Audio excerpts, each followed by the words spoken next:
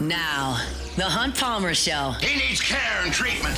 You are now listening to The Hunt Palmer Show, brought to you by Guarantee Health Solutions on 104.5 ESPN Baton Rouge. Is this a great country or what? Locking down the middle of the day, live from the Raising Cane studio. This is Hunt Palmer.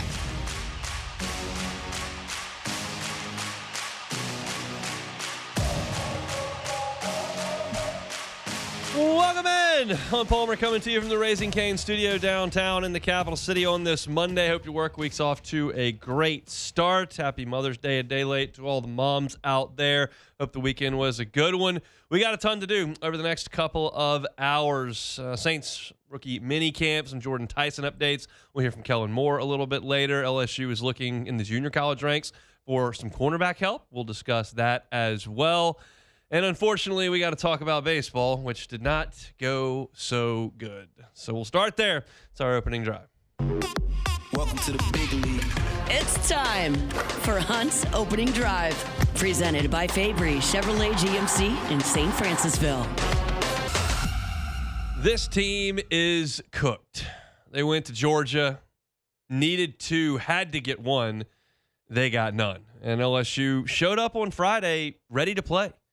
You saw a two-spot in the first inning, and you got off to a good start. Stephen Milam poked into right field, played a pair of runs, gave up a homer to Jackson over the batter's eye in center field, and gave up a walk to score a run to tie things at 2. But LSU came right back in the third. Boom. Cerna homers to center. Boom. Aaron Beatty homers to center. Boom. Pearson homers to left center. You pop 3 balls out of the yard in the third inning, and you're thinking, all right, like, these guys can hit. They hit in Starkville. They hit against South Carolina. They've hit in the midweek, and now they're teeing off on a pretty good Georgia ace and Joey Volchko. Like, this is a really good start. They've got a chance. This is a team that is getting better offensively. Let's go. And from that point forward, Georgia totally and completely outclassed LSU in every aspect of the game. And for me, I've watched a lot of LSU baseball in my day. Some of y'all have not watched as much. Some of y'all have watched much more. But I've watched a lot. And I've seen LSU lose a lot. It's baseball. You lose a lot every year. Championship teams lose 15 games. But not often do I see LSU just swatted aside like a gnat.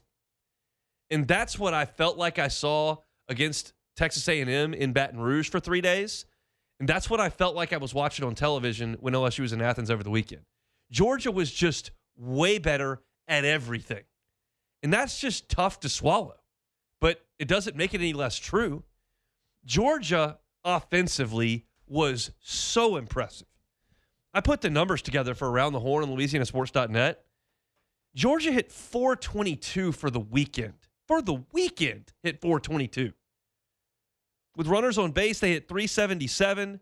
With runners in scoring position, Georgia hit 341. LSU recorded 3 consecutive outs, 1, 2, 3, in order. One time. Once.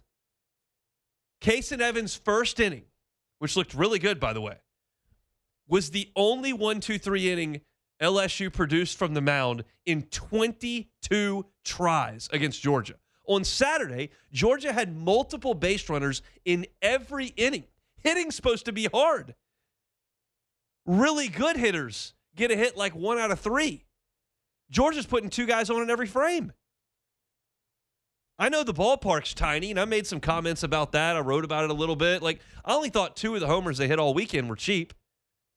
Just scraping the wall in right field. Most of them were cannon blasts, and they didn't need homers.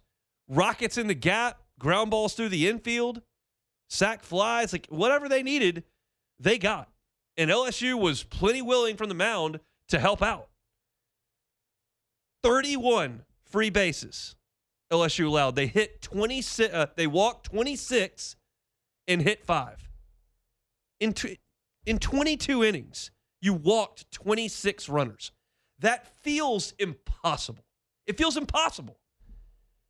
This is something that I talked about in March, and it still stands true. Like, there's a lot of stuff on a baseball field that's really hard to do. It's really hard to hit a 98-mile-an-hour fastball. It's really hard to make backhand plays in the hole. It's really hard to cover ground in the outfield, make diving catches. There are things that are really hard to do in baseball. Throwing the ball over the plate is just not. It's just not a hard thing to do. Throwing the ball over the plate is not a hard thing to do. And LSU all season has been a disaster. Starting pitching, middle relief, back into the bullpen, just about everybody has had massive trouble trying to throw the ball over the plate. Now, this is a question I will ultimately ask in the offseason, but it's something that I've put together in my brain, and I will see if it's true or not. LSU does lead the country in strikeouts. They're going to lead the Southeastern Conference in strikeouts for a third straight year. And that is inherently a very good thing. You strike out a lot of guys. That is good. But at what cost? Are you compromising location by chasing velocity? I don't know. I'm asking. I'm not telling. I'm asking. Are you compromising location for velocity? Are you throwing too many breaking balls that, yes, are hard to hit? You strike a lot of guys out, but you might fall behind in counts. You might walk guys. Is there some sort of internal philosophy that suggests that we need to do this to get strikeouts, and the side effects are walks, hit batsmen falling behind? Well, that's not a good trade-off. But Georgia collected 18 extra base hits. They scored 36 runs over the weekend and left 31 more on base. It was a traffic jam start to finish in the Classic City. Start to finish. And for LSU, there's just nowhere to turn. And it turns out, as we mentioned on Friday, that I would not be stunned if this was the case. The pitching performances that you got against South Carolina, that's fool's gold. Because South Carolina is abysmal offensively. Atrocious. Anemic. Awful. Whatever you want to throw. They're awful. And so you're Schmidt's longest outing, Paz's longest outing. Callan goes out there and shuts him out for 6 innings. Like, all that's fool's gold because Carolina can't hit. You brought the same cast of characters to Athens and couldn't get anybody out. So, to me, the South Carolina series was just simply a mirage. And you're looking at a team at LSU that just has nowhere to turn from a pitching perspective. And that's really, really disappointing. Now, I've done this segment like twice already, and I'll do it a third time. And I'm going to throw the same caveat out there that I have each previous time, because I want this to be very, very clear. I am not blaming Kason Evans and William Schmidt for LSU shortcomings this year. If you put together a list of the things that have plagued LSU, they are nowhere near the top, okay? They are the most talented 2 starting pitchers on this team, and they have done some really good things for LSU. But here is the fact of the matter. And I understand the injury for the injury for Evans. But those guys in SEC play, Schmidt has an ERA of 5.14, and Evans has an ERA of 6.69 in league play.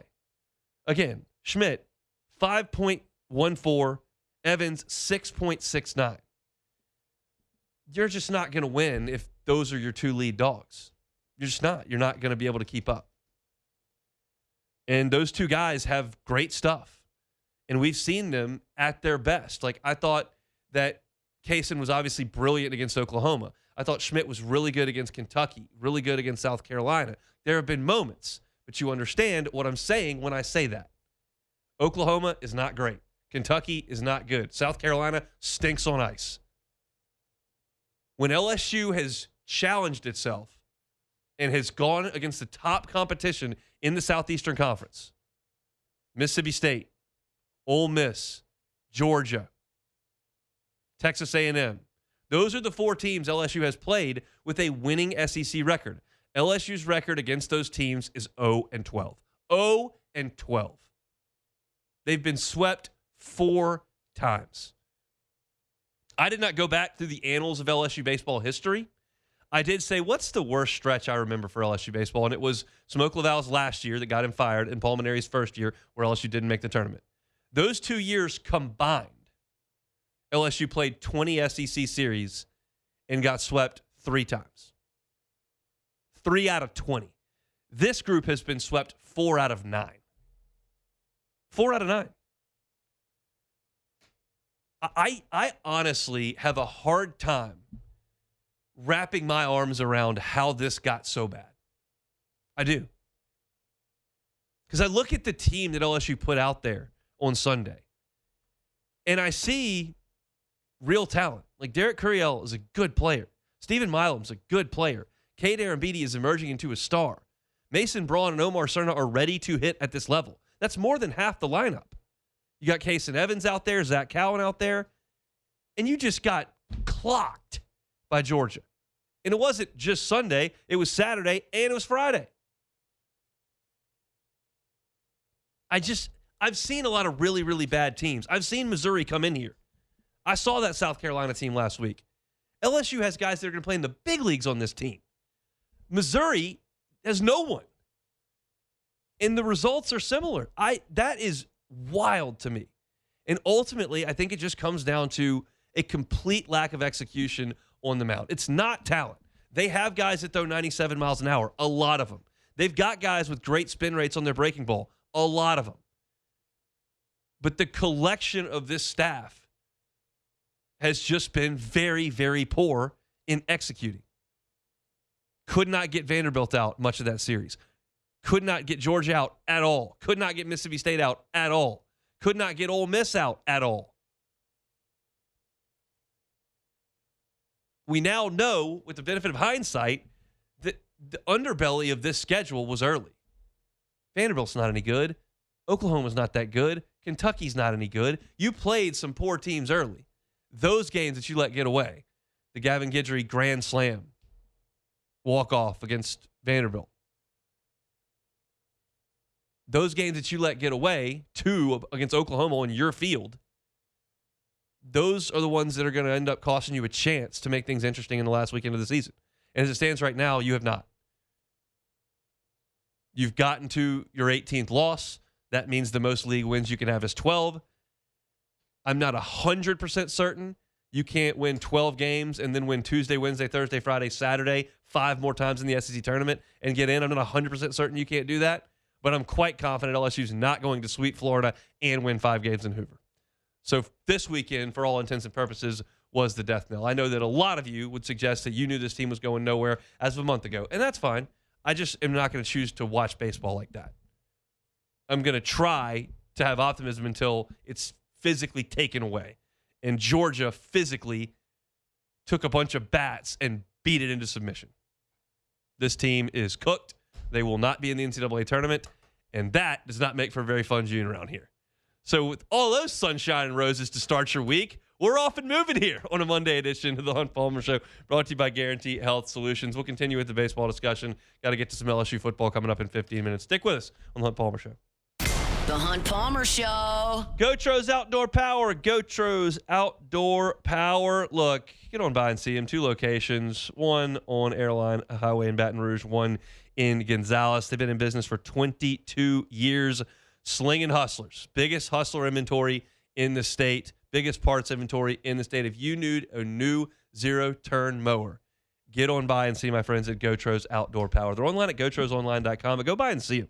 You get the wonderful customer service. If you've got a trailer, awesome. They'll get you all set up. If you need that machine delivered to your property, they can do that as well. Need parts delivered, they got trucks on the road every single day as well. Go by and see them. Airline Highway in Baton Rouge or in Gonzales. Gotros Outdoor Power online at gotrosonline.com.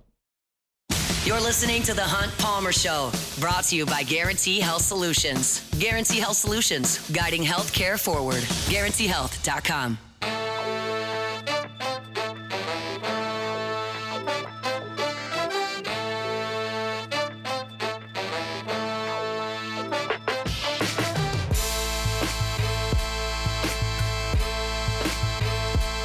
Tell you all the story sometimes. LSU was getting ready to play their College World Series opener in 2023. I sat down to watch it. Skeens on the mound against Tennessee, and my power went out. Storm just blew through. Was living in the Garden District at the time. Lose power pretty frequently. Gone. I ended up at my wife's friend's parents' house watching that game. Now, I love those people, wonderful people, but probably wanted to be in the comfort of my own home, but I couldn't because my power was out. Now that's not going to happen because you get the generator from the folks at Boudreaux's Electrical Services. Get that Generac home standby generator and make sure you're not a loser like me who can't watch a game because the power went out. Summertime, we get power outages around here. It gets really hot. Get those storms that blow through in the afternoons. Of course, storm season's upon us. Give yourself the peace of mind to know the power's not going to go out on you or your business. Boudreaux's Electrical Services is happy to help you out. Call them at 985-397-1562, 985-397-1562. Then you can also get them in the Gonzales location, 225-300-9389. Get that Generac home standby generator installed soon at Boudreaux's Electrical Services. All right, after that intro, which is just not a lot of fun, let's talk a little bit about some of the positive here. I realize that you're all aware of this, and it'll be an ongoing narrative that we probably talk about into June, quite frankly. That LSU's young players are getting an opportunity to go out there and get a lot of quality at bats. And you saw that over the weekend. Mason Braun was 4 for 10 on the weekend. He walked twice, so he got on base 6 times, scored a run out of the leadoff spot. He's getting a ton of experience this year, and we didn't know if that was necessarily going to be the case. I know that Braun did start on opening day, but he kind of lost his spot in the lineup at a certain point. He's wrestled that away, and he's ready to hit. He's going to go off into the summer, and he'll be a projected star on next year's team. There's no question about that. Same thing goes for Omar Cerna, who hit that huge home run in the game on Friday. Weren't sure if you're going to see Omar Cerna on Friday or over the weekend because he didn't play in the midweek game on Tuesday, had that back issue, and he's still dealing with some of that. But had the big swing, also got hit by a pitch, scored a run, drove in a run on Sunday with a hit. So he had a couple hits, including a homer and 2 RBI over the weekend. Cade Arambidi with some really impactful swings, 2-run homer on Friday, the 3-run double on Saturday. So he had 2 hits on the weekend that were both huge, drove in 5 over the weekend. Those 3 are going to form the real nucleus of next year's team. I know a lot of people are talking about Stephen Milam. That decision has not been made, and I don't know that you should expect him to come back to LSU. Would I just be flatly stunned if he came back? No. Would I expect him to come back? No is also the answer. Jay Johnson talked about that 2 weeks ago, said, look, I can't be the GM of the Tampa Bay Rays.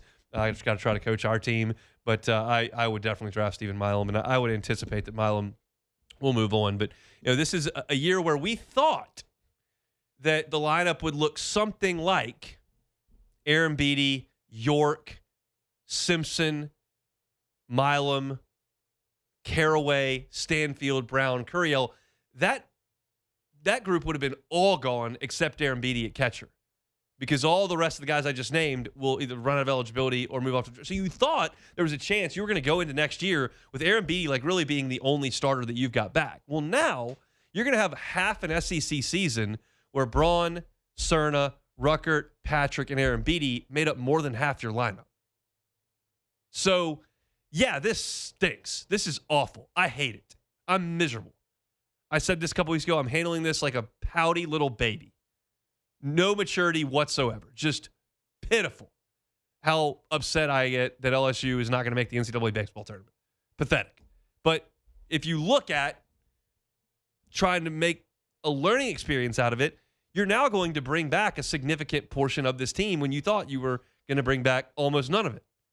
But it turns out that Caraway lost his spot, York lost his spot, Simpson lost his spot. You haven't had Dardar for most of the season because he got hurt. Stanfield's been in and out of the lineup. Like, you've had a lot of guys who are out of eligibility who are going to be moving on just fade away, and you're playing a bunch of young guys that are getting valuable experience. The question is on the mound. And that's a deal where I hate to have this discussion, but I don't know what else to do because I'm not going to talk about the bubble right now. I'm not going to go through the RPI metrics. I'm not looking at conference standings or host projections like that. I don't have that club in the bag. What I have is a team that's already lost 18 games in the league that's not making the NCAA tournament. So immediately your focus kind of turns to next year. And Jay Johnson is going to have to evaluate the transfer portal and juggle that with a signing class that's got a lot of high-end players. Like, there are 2 pitchers in this class that I don't think LSU is going to get to campus, but if you did, they would be immediate impacts from day one. But you can't bank on that. You got to go get in the transfer portal and get some guys. Because I don't think, and I said this in the last segment, and I'll kind of double down on it, like, I don't know that you can go into 2027 and say, okay, my rotation's back. It's good. We got Schmidt, we got Evans, we got Moore. Like, we're good. I don't think that works. You're talking about guys with SEC ERAs over 5. Now, there's certainly development that goes on.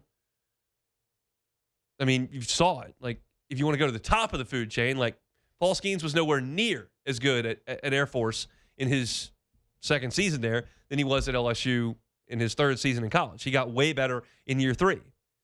Cade Anderson got way better in year 2 than he was in year 1.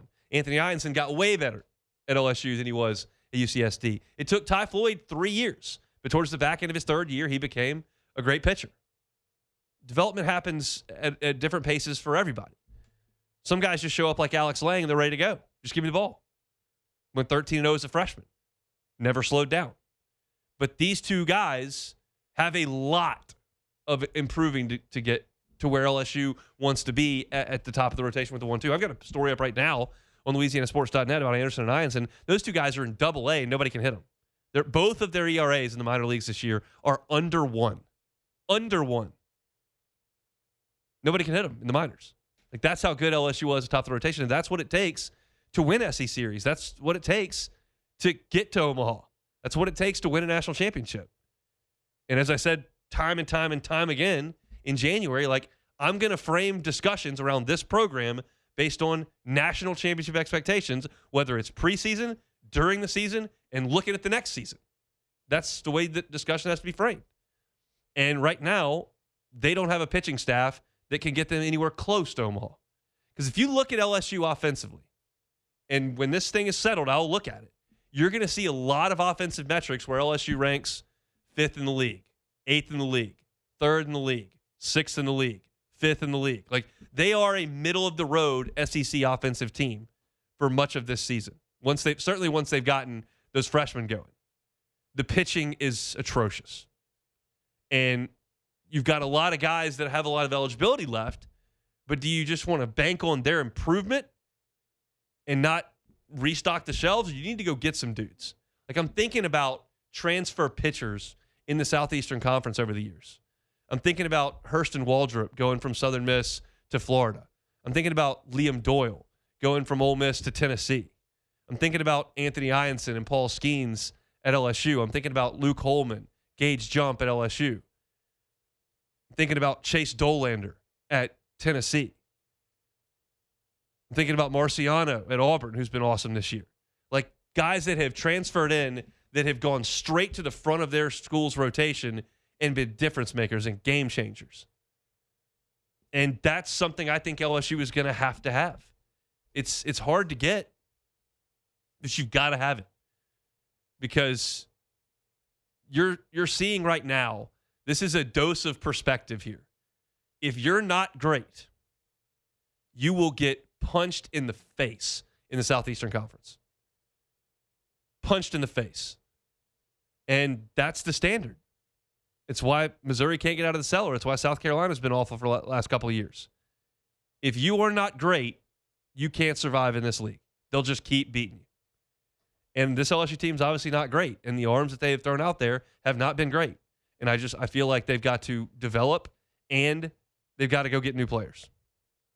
And if there's some guys on this roster that may need to look elsewhere, that's just how it's going to have to be. Because next year is not going to look like this. I've heard a lot of skepticism about Nate Yeske, and that's convenient. It's an easy thing to do. And I understand that there is criticism that's warranted for the way that LSU has pitched this year. And I'm positive that he and Jamie Tutko are going to cook those numbers, look at everything they possibly can, and do things a little bit differently next year. But there are enough skins on the wall with those two guys, Tutko on the analytics side and Yeske as far as being the actual pitching coach. They've gotten a lot out of a lot of pitchers. It takes different amounts of times for guys. Look at Chase Shores. He was awful in February and March of last year. Nobody could hit him in June. I'm going to give Yeske some credit for that. Anthony Ianson, way better dude than he was when he got to LSU in July. I'm going to give Yeske some credit for that. He's just got to do it with some of these guys, unlock something. Because what you've seen from this group right now, from a pitching perspective, is just not good enough. The good news is, as I led this segment with, you've got some offensive pieces that have gotten some seasoning this year that really weren't expected to. And now they look like they're they're real dudes. And I like that a lot, but you're going to have to supplement. Need to go get more athletic because the guys I'm talking about, Aaron Beatty, Braun Cerna, are not going to bring that athleticism to you. They're going to slug. They're going to get on base. They're going to drive in runs, create runs. You need some guys to play defense. You need some guys to run a little bit. And they got to go do that with outfielders and middle infielders. But I like the fact that Braun Cerna and Aaron Beatty are basically going to get 6 weeks of playing every day in the Southeastern Conference.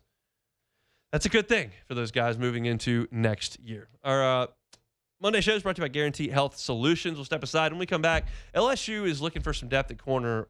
Where they're looking is interesting. We'll talk about it next. The Hunt Palmer Show.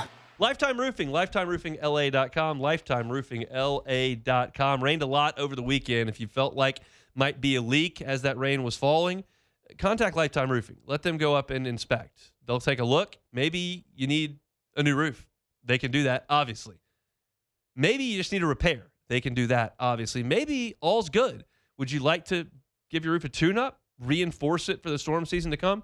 They can do that as well. But it's not just roofing with Lifetime Roofing. They certainly do roofing, but they also do windows. They also do siding. They also do gutters. So anything on the exterior of your home that you're looking to improve upon, Lifetime Roofing is happy to do it, and they come with a lifetime workmanship warranty plus 0% financing for up to 18 months. It's Lifetime Roofing. Find them online at lifetimeroofingla.com. This is the Hunt Palmer Show, brought to you by Guarantee Health Solutions. Guarantee Health Solutions, guiding healthcare forward. GuaranteeHealth.com.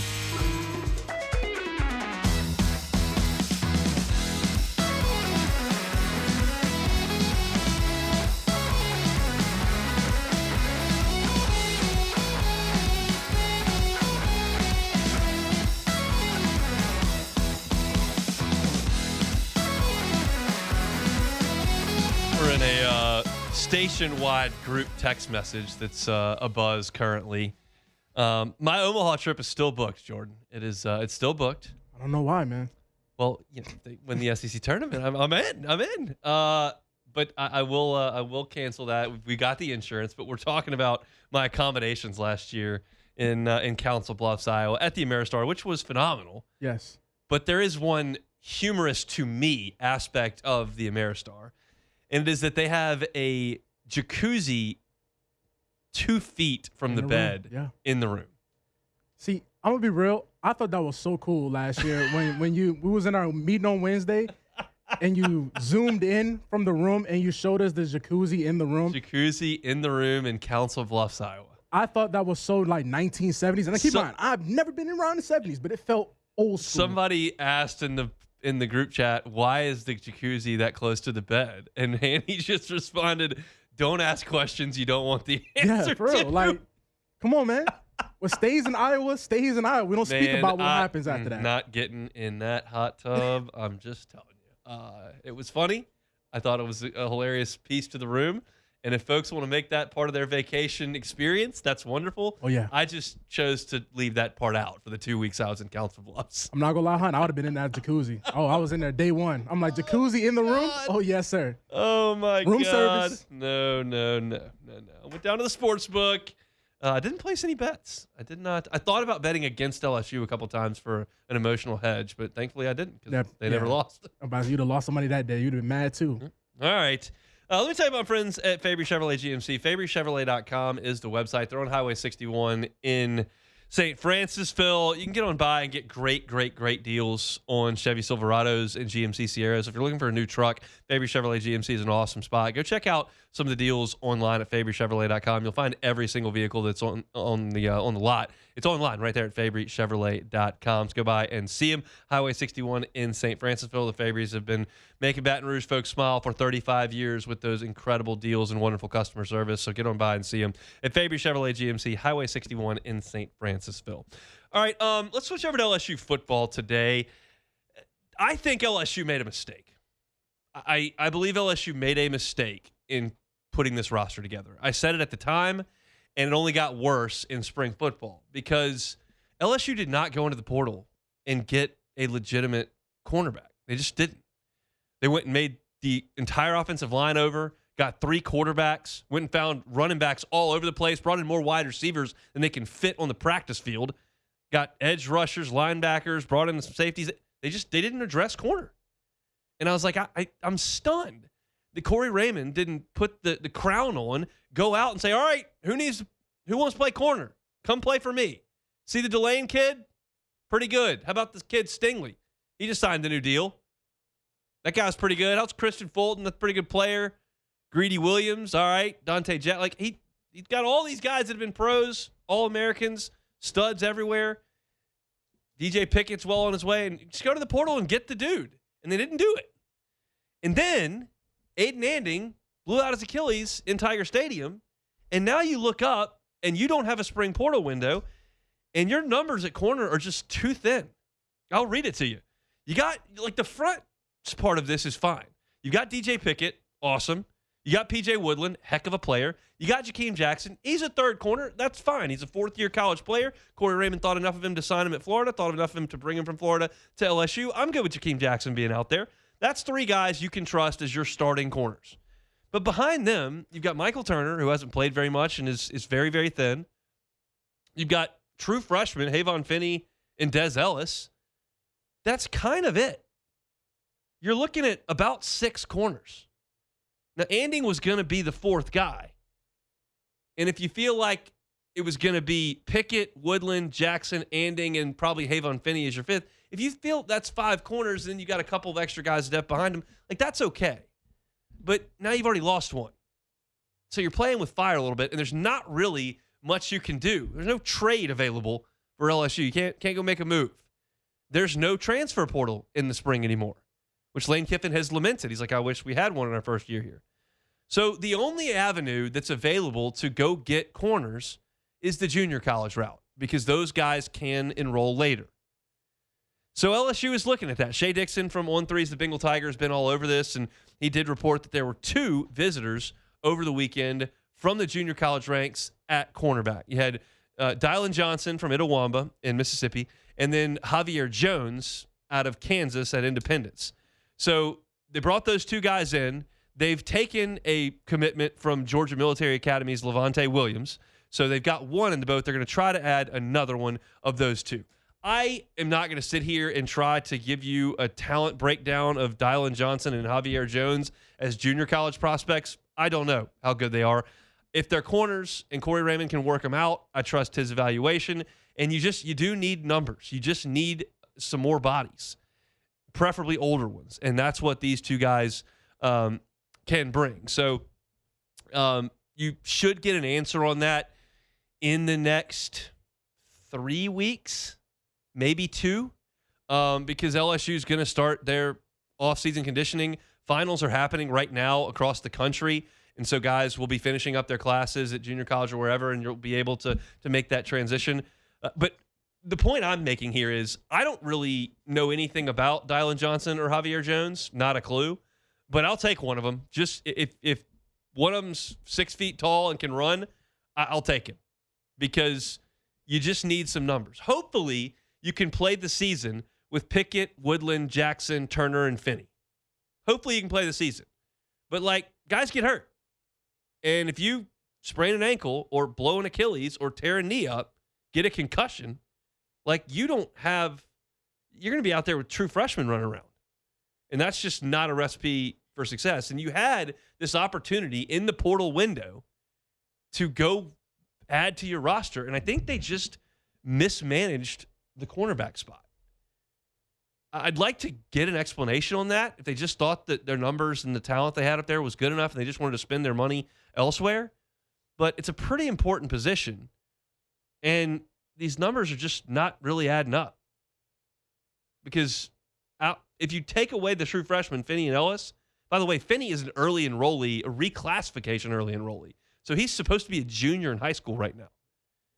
So if you've got Finney and Ellis as true freshmen, you knock them down a peg, Pickett, Woodland, Jackson, Turner, that's 4 guys. You got 4 upperclassmen. That is playing with some fire. So I am hopeful, and it's a good thing that they realize this and are doing everything that they can to put this together and get a junior college player on the roster. They've added one, could add another one, and then your numbers will look a little bit better and you'll be a little bit more mature. And hopefully you stay healthy. And I trust Corey to put a great product out there. When I look at the concerns on this team that could derail them from potential playoff run, cornerback's down on my list. But the depth at the position is on my list. And they're trying to rectify that with a couple of junior college prospects. If you want to follow along with that, you can over at the Bengal Tiger. Shay is all over the recruiting aspect of that. And if anything does break, we'll certainly let you know about it here and write about it over in LouisianaSports.net. But LSU welcoming 2 junior college cornerbacks, Dylan Johnson and Javier Jones, trying to add one of those to Levante Williams, a commitment from Georgia Military Academy, to add to some depth there, because Aiden Anning is not going to be able to help you all year long on this squad. So let's look at some LSU football here on this Monday. Again, I hope your work week's off to a good start. We're brought to you by Guarantee Health Solutions. Find them online at guaranteehealth.com, guaranteehealth.com. Step aside, come back, close out hour number 1 next. The Hunt Palmer Show. Auction wants to remind you that May is National Stroke Awareness Month. Remember, be fast. I've been telling you be fast for the last few days as we've gotten into May. Balance, eyes, that's B, balance, eyes, fast, face, arms, speech, time. So if you're looking for stroke symptoms, if a person is unable to maintain balance, look into that. If the person's vision affected, are all the eyes deviated to one side? Face, is one side of the face droop or is it numb? Arms, is one arm weak? Speech, is speech slurred? Time, if a person shows any of those symptoms, even if they go away, call 911, get to a hospital immediately. Strokes can be prevented. You can control your blood pressure. High blood pressure is a major risk affected with strokes. Ask your doctor about atrial fibrillation. It's another major risk factor, and some symptoms can include heart palpitations, lightheadedness, dizziness, and shortness of breath. May is Stroke Awareness Month, all month long at Auctioner. Appreciate our friends ever at Auctioner. You're listening to The Hunt Palmer Show, brought to you by Guarantee Health Solutions. Guarantee Health Solutions, guiding healthcare forward. GuaranteeHealth.com.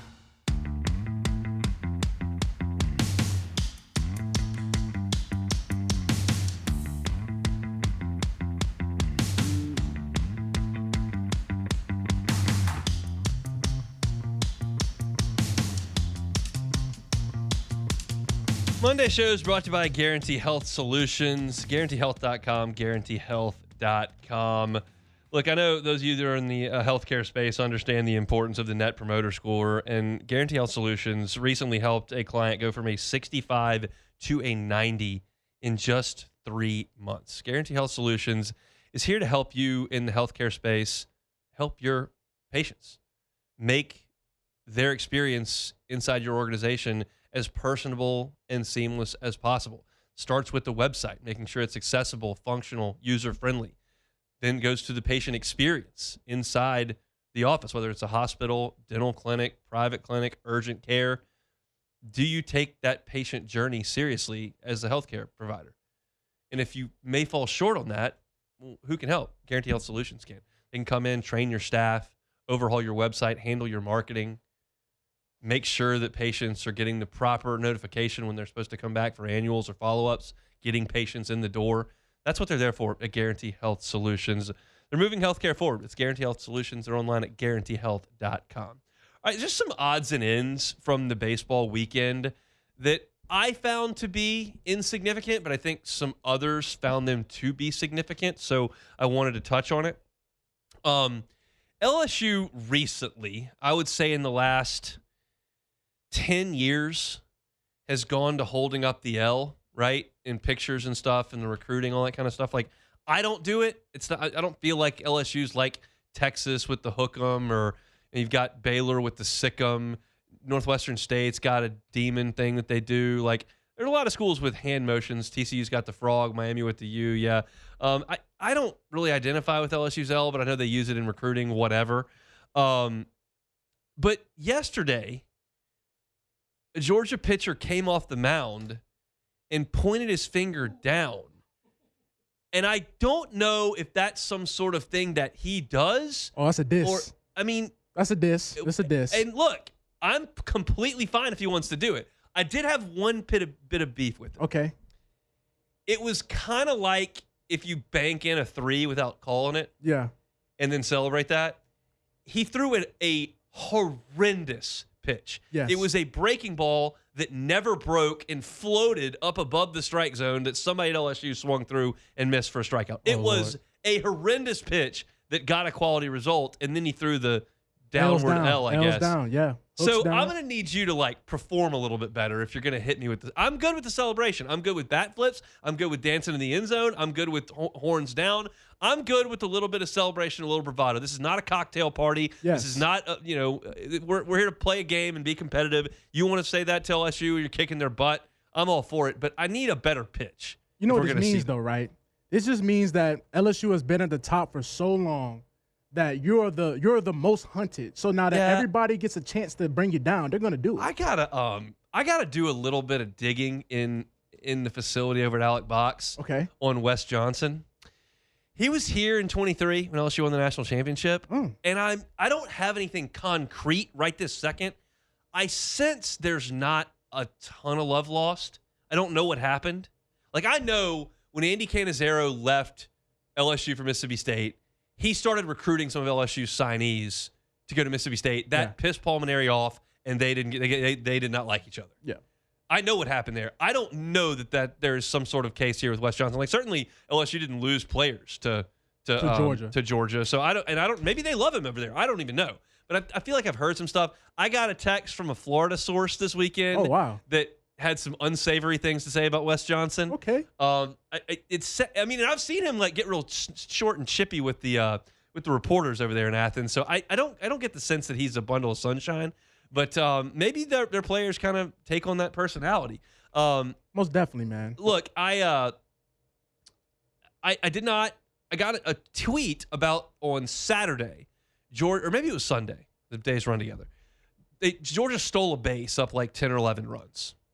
And somebody was like, what about that? That's Bush League. And I was like, here's my thought on it. One, that kid is trying to go 30-30 and win the Golden Spikes. He's a stud. And he's trying to be a catcher that goes 30-30 in a college season, which is wild. Crazy, yeah, that's crazy. Daniel Jackson's a star. So if he wants to go get a bag, we don't have that many games left. Fine by me. Throw him out. Throw him out. You have every opportunity to throw him out. Yes. And two, like, LSU did score like 8 runs in the 7th against Ole Miss to come back. We know that wild and ridiculous game against Kentucky where they were down like 8-0 and came back and won. We know the Vanderbilt game got wild and crazy and they scored a bunch of runs. Georgia's ballpark's a bandbox. So, like, plus if you want to, 10-run LSU and get off the field earlier on a Saturday, do that. That's fine too. So I didn't have a problem stealing a base up 10 runs. Nah, man. Especially once you said that this guy is trying to go for history, that's a little bit different. This isn't some red shirt freshman they throw in the game to just go run the bases. Yeah, and he's not like cheating. It's not. No. It's not like if in a football play you're trying to run hurry up or something, like you're creating like potential injury and stuff. Like I'm trying to think of other sports. Like this doesn't impact LSU at all. Throw him out or don't, but he's going to go steal a base. Is this kind of like in basketball, some guy that's leading the SEC in scoring and the game being over with, but he's still in the game? Threes. Yeah. So some to that extent. Okay. But the difference is in basketball, you have to shoot. Yeah, like you can't just run a clock out. You can't. Yeah. The shot clock's going to run out. In baseball, you can sit still on first base. Yeah. But I didn't have any problem with that at all. I'm okay with emotion. I'm okay with a little bit of edge. I'm okay if teams don't love each other. I'm okay with all that. And I didn't have really any issue with anything that Georgia did. I don't get the sense that I would be a best buds with a lot of Georgia guys. This Lujo dude on Friday who stared William Schmidt down. Oh, wow. After William Schmidt hit him with an 0-2 fastball in like the second inning of the game. It's like, boss, pretty sure 0-2, he's not trying to plant one between your shoulder blades. Yeah. You haven't even hit this weekend. It was his first at bat. It'd be one thing if he just pimped a home run or something. He hadn't done anything. And William Schmidt just made a terrible pitch and hit him. And Lujo turns around and stares him down. Like that, I'm like, well, you're just a clown. If you think that's what was happening there, you just don't understand how baseball works. Yeah, man. Sounds like Georgia, they smell blood in the water. That's what all this sounds like, especially the dissing and all that. LSU's at the top. You're coming for the top dog. That's what happened. I don't know if I'm pulling for them. There's like a ranking of teams because I'm gonna have to watch NCAA tournament baseball this year with no LSU in it. Yeah, A&M's out of it. You don't want A&M. So A&M's top of the list. Yeah. Arkansas is second on the list. I can't have those two teams winning a title. Yeah. You was okay with Texas. You said you was okay with Texas. I'm fine with Texas. They can't catch us this year. And Tennessee's doesn't have Vitello anymore, so they don't have as much. I don't have as much vitriol. I don't there. like their fan base though. I never pulled for Kevin O'Sullivan. I never pulled for Tim Corbin. My team, I think I've said this. My team is Georgia Tech. Georgia Tech is hitting like crazy. Okay. They are studs. They got beasts all through that lineup. And that's going to be the squad I hope wins. Okay. But there are some teams in the SEC that I got to cross off, and I think Georgia may add it to the list. That's what they want. They didn't do anything wrong. Yeah. Like sometimes, but I think they rubbed me the wrong way. That's what they want. They want for a team like LSU to hate them now. That's what they want. That's what Ole Miss is doing. I'll have to see. I'll make a few calls. The season's still ongoing. Yeah. I can't ruffle any feathers over there right now. After the thing calms down, maybe Super Regional weekend, I'm assuming Georgia will still be in there. I might send off a few texts to some of my sources over there and be like, all right, what's the deal in West Johnson? We like this guy or we don't like this guy. And I'll take the information. And if it's overwhelmingly positive, I do appreciate him coming here and winning a national championship. Yeah. So I do have to weigh that in my decision. But if he's ruffled some feathers or he's not that cool a dude, I may have to pull against him. We'll see. I'm trying to find some angles here for June, Jordan. I got nothing for June. Well, June is a wasteland. I'm supposed to be in my jacuzzi in Council Bluffs in June, not sitting here talking about Phil Steele's magazine. Well, on the bright side, you don't have Brian Kelly as the head coach no more. So Lane Kiffin, he sets every day for Lane Kiffin is a new day for him. He's in Vanity Fair. I read it. See what's going on. It was. I didn't learn anything from the Vanity Fair piece at all. All the people at Ole Miss are pissed. They're hot. They're really mad about everything that has to do with Lane Kiffin. I just don't have time for it, really, honestly. I'm too cranky about baseball to worry about what Ole Miss is doing with their old football coach. Hope their new coach is bad. I do hope that. We'll see. That's it for hour number 1 here on a Monday edition of the Hunt Palmer Show. We're brought to you by Guarantee Health Solutions. Take a time out. When we come back, we'll hear from Kellen Moore, Saints rookie minicamp in the rearview mirror. Got a lot to do in hour number 2. Stay with us. The Hunt Palmer Show. One Bath and Closets. OneBathAndClosets.com is the website. David Duvall and his team, 30 years redesigning and remodeling bathrooms and closets. Tub to shower conversions are their bread and butter over there at One Bath and Closets. They can be quick, they can be painless, they can be cost effective, and they can be transformative in your bathroom. Think about that tub that's in your bathroom right now. Like, do you ever use it? If you do, great. This is not for you. But if you don't, or it doesn't work, or you don't have 2 munchkins at home like I do that we got to bathe every evening, get rid of the bathtub. Put in a walk-in shower.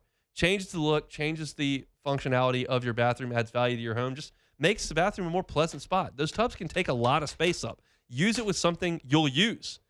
That's David Duvall's promise to you at One Bath and Closets. They do it right the first time and leave the competition behind. Go to the website, onebathandclosets.com, and see pictures of their fantastic work. You can read reviews from their satisfied customers and get your process started with that free consultation today. It's One Bath and Closets. You can find David Duvall and his team online at onebathandclosets.com.